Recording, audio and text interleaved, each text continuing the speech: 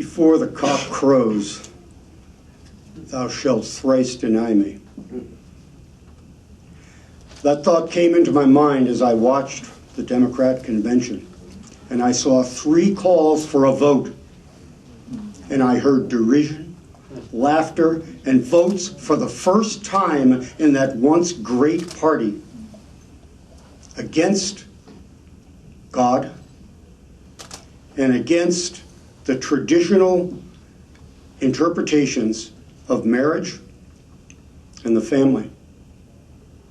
Before the cock crows, thou shalt thrice deny me, and it had to be a teleprompted answer for them to script the right conclusion. Very disturbing, and yet not surprising, given the current state of that party, which I, and perhaps many of you, once belonged, having been a chairman of Young Democrats in Connecticut, myself. And yet seeing that that party has not lived up to its own founding and its own great tradition. It has left us. We are not leaving it. It is time to get off the bus. And there is a moral responsibility. It's no longer a choice when it's very clear. It is a moral obligation, not a choice, to get off that bus. There are 2 things. I'll show you how language can be perverted. Abortion is not a choice. Abortion is a consequence of behavior and results in a human being. A human being. Once that human being is an entity in this world, it is infused with the soul and loved by God. And to claim a choice to eliminate it, it doesn't make sense. The language doesn't make sense. It doesn't make sense at all. To consider choice in an abstract when a human being is real and it's written in blood. The answer. Marriage is not clam chowder. The words have meaning.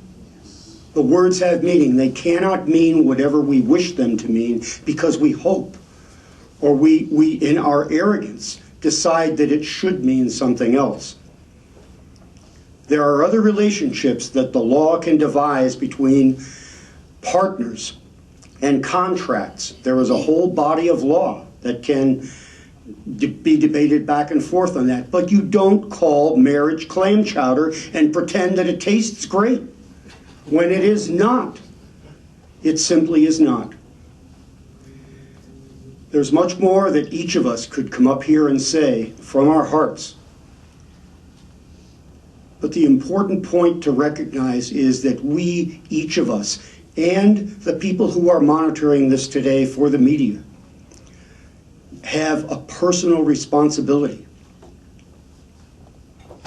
We have a personal responsibility, and we live at a critical moment, an existential moment in the history of this country. We either do our duty and do it well and do it soon, or there will be dire consequences from which our children, our families, our faith, and our freedom will not recover.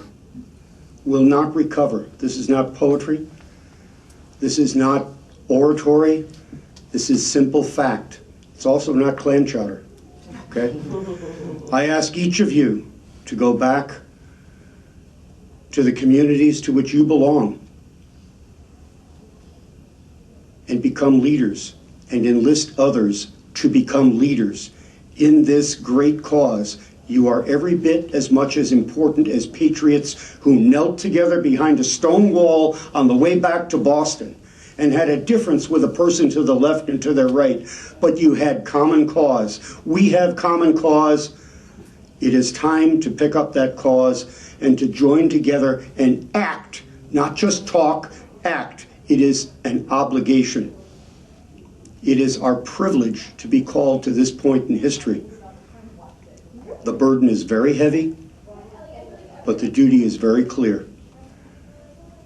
It's time to get off the Democrat bus, and it's time to recover our families, our future, our faith, and our freedom. Thank you.